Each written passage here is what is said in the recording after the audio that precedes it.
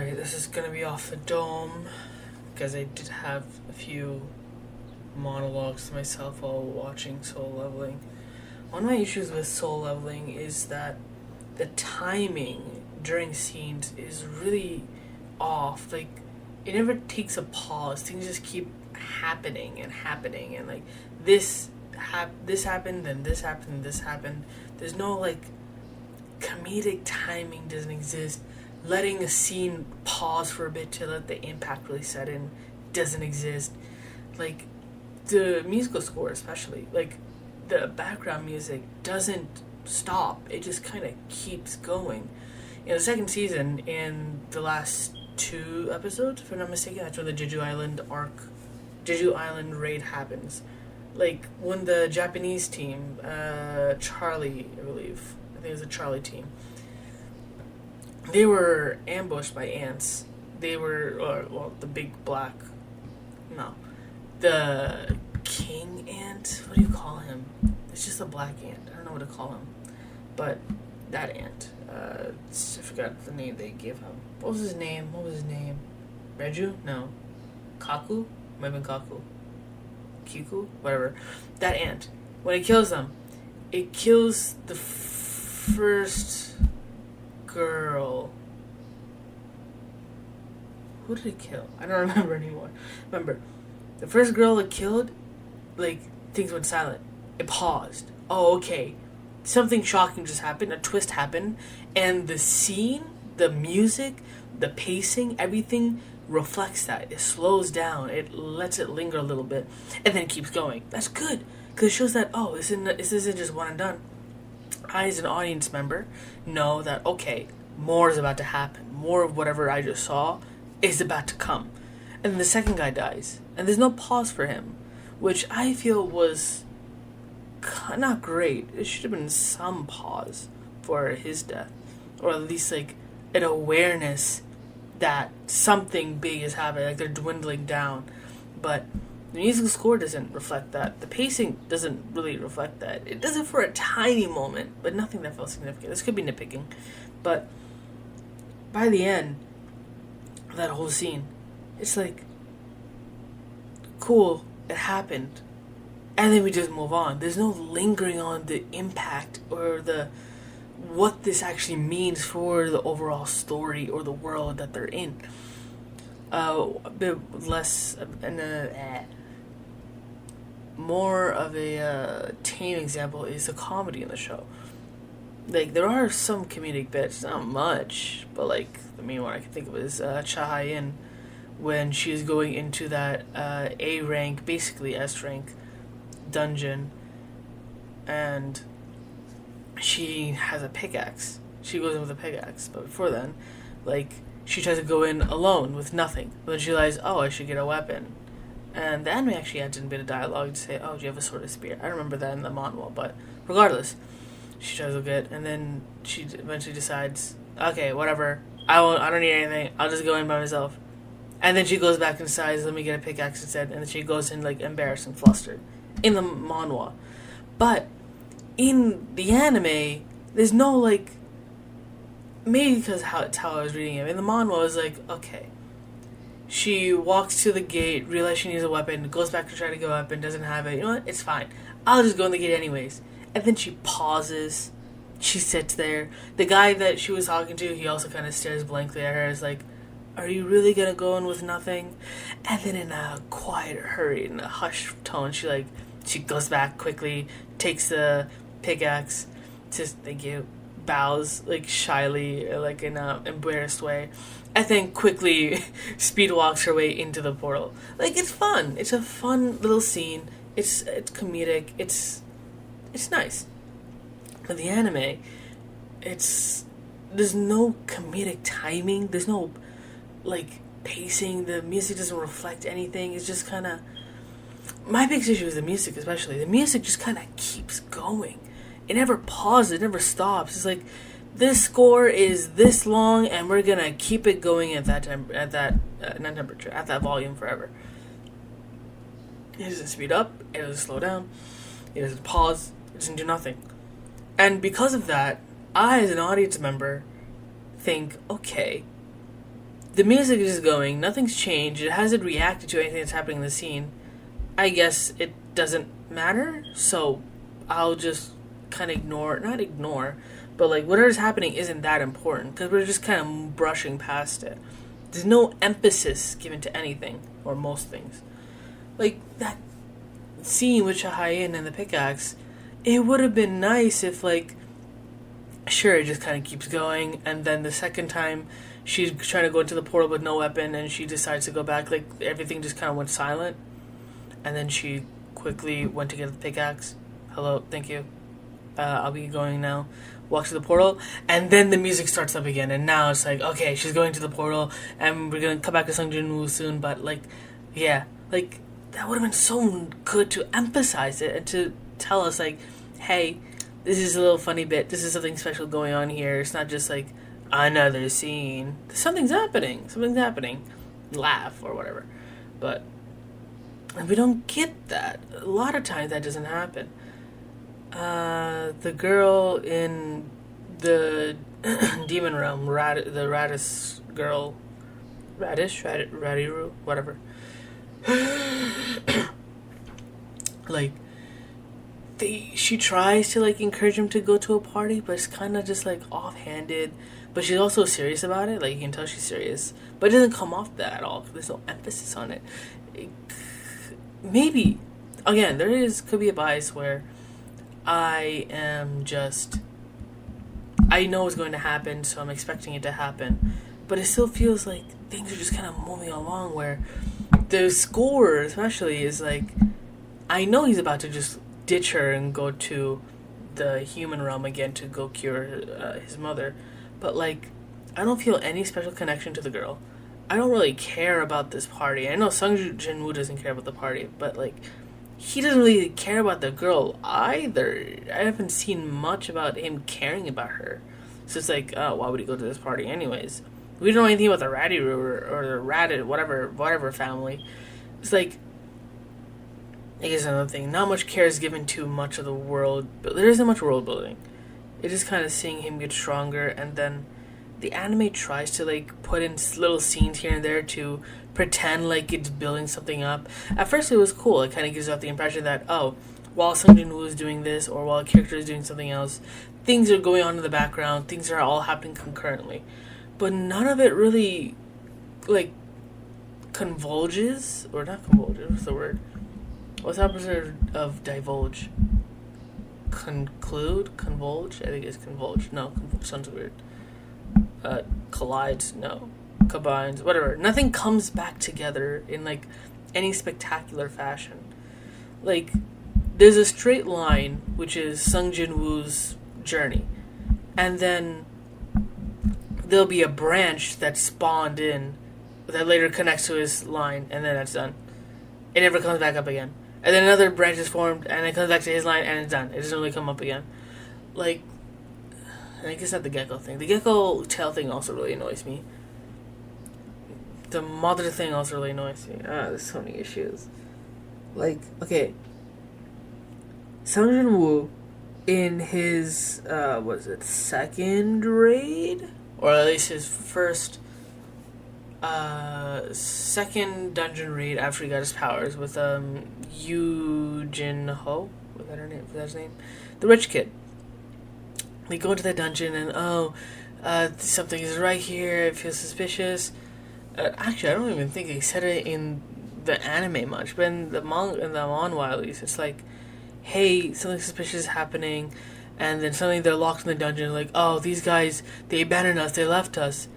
And then it just explains how, in the past, Sung Jin-woo actually remembers that Mr. Song, like, he used to warn him about like, lizards, and people who are like lizards, where they'll go into a dungeon, but then they'll cut off their tail and then, like, leave, where, like, these sneaky people or these traitors people, they'll pretend to be with you and then they'll suddenly abandon you as lizards abandon their tails. It's like, oh, be careful of those kind of people. It's like, why are you telling me this while it's happening? Like, I can't remember the order in the manhwa, but if it was before the reveal, it's like, okay, these guys are just evil. There's no twist. You kind of revealed it. If it happens after, why are we retrospectively saying that Sung Jin Woo actually kind of really knew what was going on because he had that advice from the past? It's like, the glaze really that serious? Like, it doesn't make sense to me. Same thing with, like, his mother. Like, when he goes to cure his mother with the elixir of life, she has these burn marks on her neck, and we don't know anything about the mother. We don't know what she's like. All we know is that she has 2 kids, Jinna and Sung Jin Woo, and they care about her enough to visit her when she's, like, sick. Or, she's asleep in her coma. But, like, we don't know what kind of person she is. We don't know what she's done for them. We don't know, like, how much they actually care about her. Because they don't really cry about her. They just, like, visit her. It's like, how serious is this? Because, like, okay, the burn marks. They never bring up the burn marks before. They never bring up the burn marks before. But even if we did notice, what do we really think about that?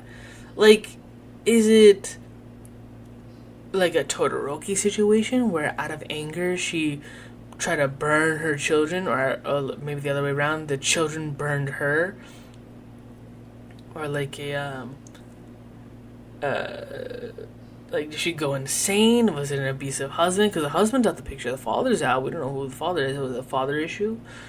And then, before he's about to heal her or cure her, there's suddenly a flashback to explain why she has those burn marks, which was never an issue before. It was never significant to begin with. We didn't know anything about her. We didn't know anything about these burn marks. I barely even noticed them. But now we have to retroactively explain why she has these burn marks in the scene when they were introduced. And then explain, like, oh, there was an accident between the mother and the child. She forgives the child, or Sung Jin Woo. She forgives him because it's a child that accidentally spilled water on her or something. And then that's, like, the end of the flashback. There's no, like, persisting trauma. There's no guilt.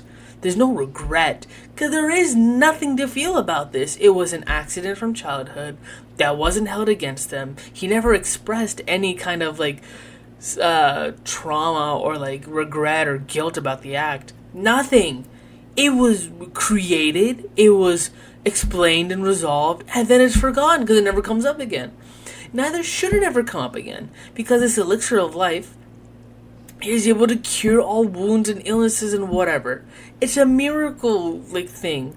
So she'll never have those burn marks again. And I know from the manhwa, those burn marks never come up again.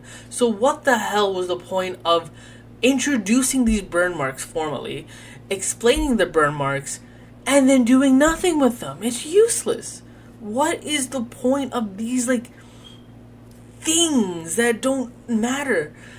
Like, the A-rank dungeon that became an S-rank dungeon, or was basically an S-rank dungeon. Those, like, some of those girls were introduced way earlier in, I believe, season 1? Like, season 1, episode 3 or something? Like, once. Maybe they appeared a second time, I just don't remember.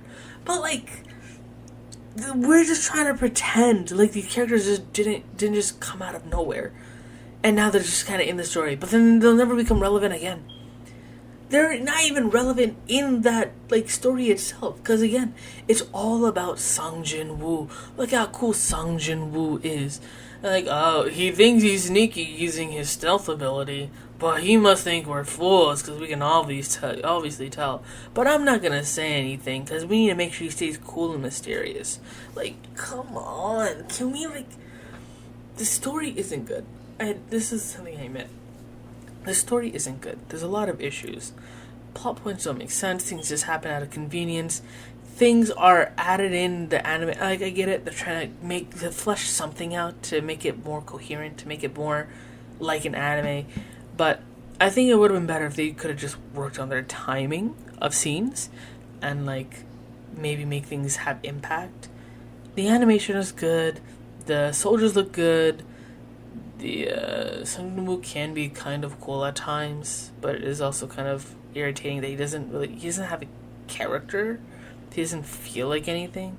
Like, especially when he did his the lizard dungeon with the lizard dungeon we talked about. Oh, the lizard takes off his tail and runs away, and he fights that spider boss with and he meets Yujin Ho or whatever his name is. Like, he says, "Oh, I'm constantly leveling up." Like, what the hell are you talking about, bro? Shut up. You're not a gamer. You don't even know what games are, barely. Well, the first time you saw the system, you asked your sister, Jinna, like, "Oh, if I wanted to check my stats in a game, where would I go?" "Oh, you go to the mail icon." "Oh, the mail icon." Like, he doesn't know what he's doing. He doesn't know about these gaming systems or leveling system or stats. He learns it out later. But now he takes on this persona of, like, a gamer. I'm always leveling up. Like, ugh, it's corny. Why are you talking like that? It just irks me. I don't like it. And he's always like hinting at it. He says, I'm always getting stronger. Like, hello? Is this not like a really big deal? Do people think he's just like taunting or he's like making it up? That kind of takes away his aura. Like, he's literally just making this up from the perspective of everyone else. Because hunters can't get stronger. They're always going to stay as weak as they are. But this guy's like saying, I always get stronger. Like, no, you're not, bro. You're full of it. What are you talking about? Either that's how they should be reacting. Or, what the hell, you can grow. This is a really big deal. We gotta do something about this. Like, he just says it. And then no one reacts to it. And then people find out that he can grow stronger. And they stay silent. They don't go like public about it. They get it. Most of the people that find out are like friends and whatever, or like people who realize the impact. But like, someone's got to be able to figure this out. Hello. Whatever. That's it. I don't like it. This show can be good. The animation is pretty good. Some cool moments. No character development though. No character gets fleshed out in any way. The B rank healer girl, useless. Does nothing. I don't know what she did besides heal him in the first episode.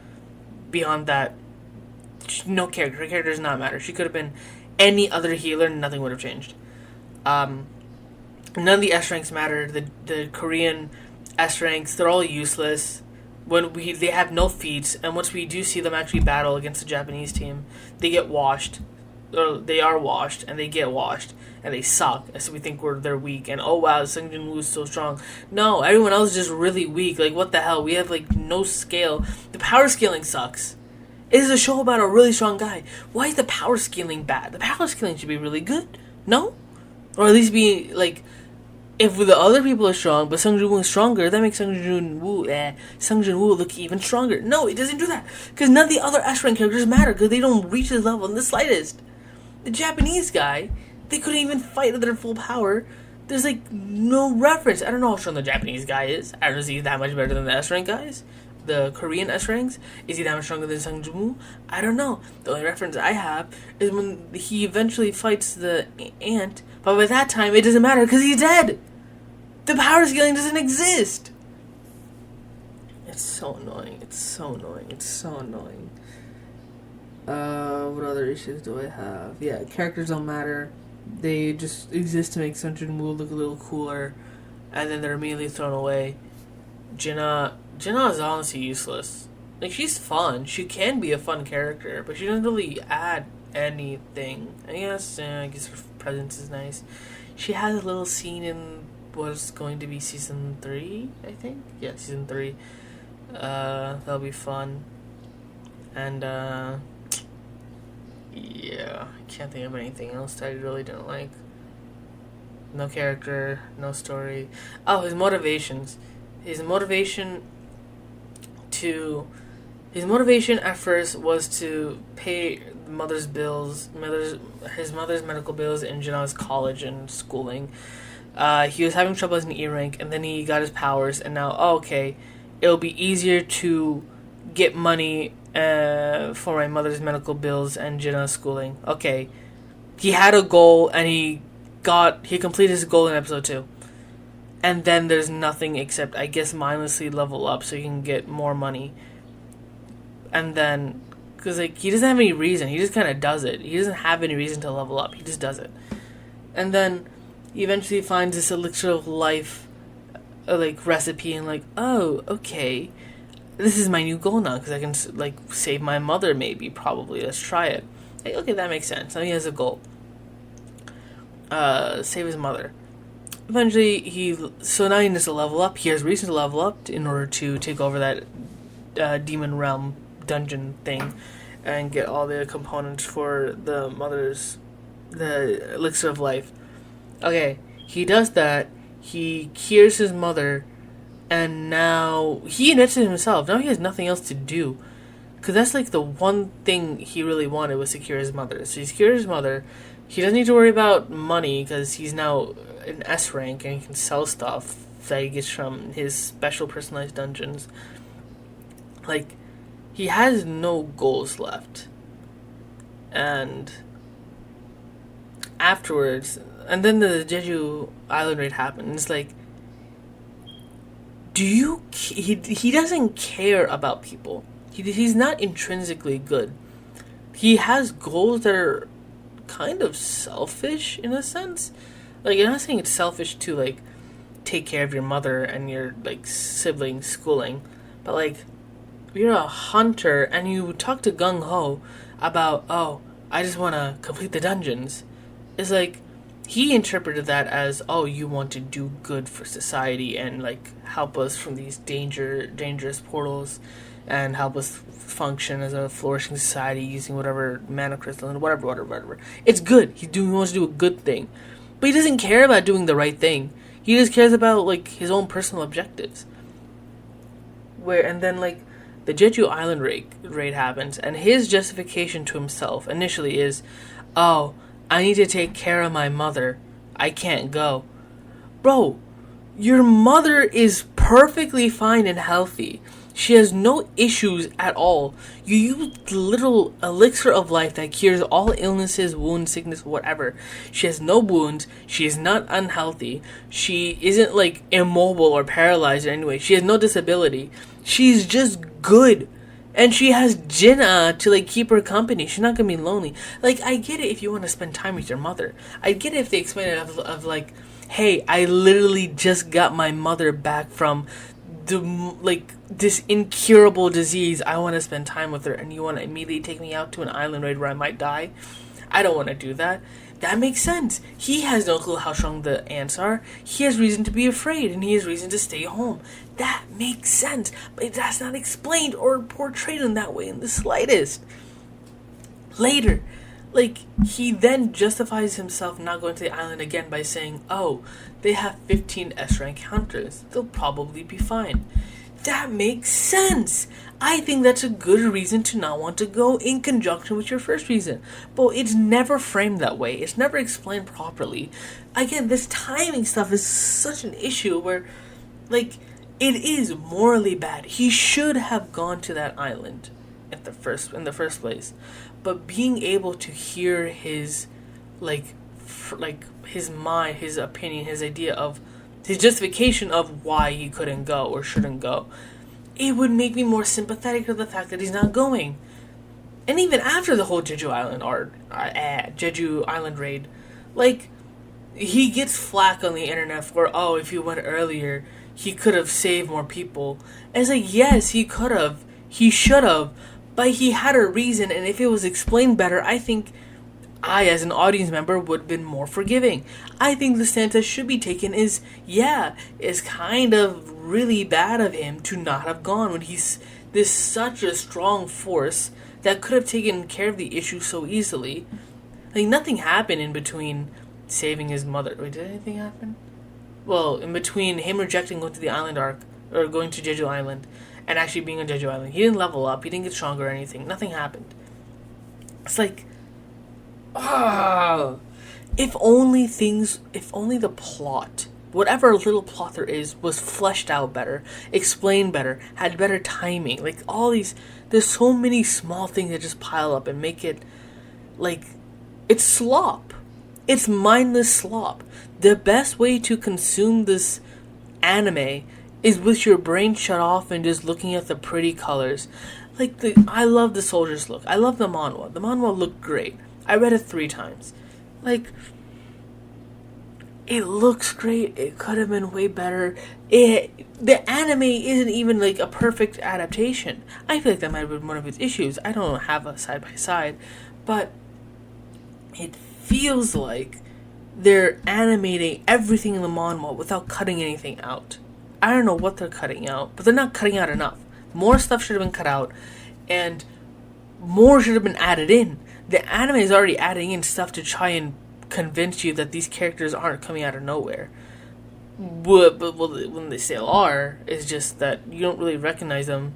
Because, like, again, okay, the A-rank dungeon that was basically an S-rank, where you got the Orb of Avarice and got the big mage guy. Like, what was I gonna say? Those girls, like I'm specifically thinking about the girl in the maid outfit. She appeared in early in episode in season 1 as like a weird cutaway to who are these 3 random girls on a lunch table, and then now in season 2 they suddenly pop up again. It's like, oh, if you remember that, oh, it's those girls from season 1. I don't know who they are. I don't know what their names are. I don't know how strong they are. I don't know what their motivations are. I don't know what any of them. What's the significance in the slightest. But I know them. I saw them once. It's like they're still just popping out of nowhere. You're just playing a game of, oh, I get that reference. Like, bleh. There's a lot of issues. I have a lot of problems. My voice is getting weaker. I record all this in one take. I'm not, what's the word? Editing any of this. This was purely just a test to see what I sound like, what my voice is like, and to improve how I sound. I went on a 26-minute and 47-second rant about Solo Leveling. This has been on my chest for the last 2 days, or at least the last week when I was watching Solo Leveling. Like, sure, you can say I'm biased. I didn't fully pay attention. I was watching it at work while I was doing other things, which is why I didn't say much about like how things looked. Like, I get what happened. I know what happens. I read the manhwa 3 times. Like, whatever. I don't care. This is, maybe I'll upload this, maybe I won't. I don't know. Alright. That's the end of this. Have a good day. Whoever listens to this. 27.5 minutes of nonsense.